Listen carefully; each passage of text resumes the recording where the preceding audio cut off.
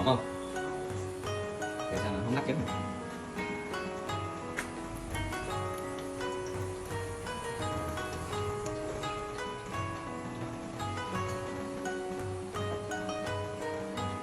Ui. Món gì muội? Dạ con làm món canh rau dền. Cái rau dền. Bây giờ là mình phải làm như thế nào?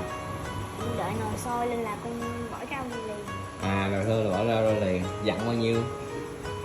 Để cho nó sôi nhanh thì bỏ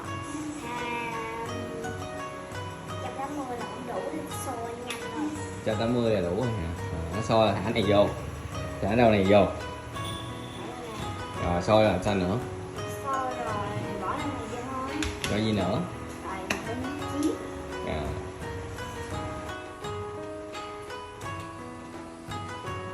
Cậu làm gì không? Đây nè, cậu làm gì vậy? Ăn canh nè. Canh đậu hũ. Canh đậu hũ à? Chứ đâu phải đâu rau dền. Nhìn coi, nhìn nè. Cơm chín giò rồi, lấy cái muỗng này xuống.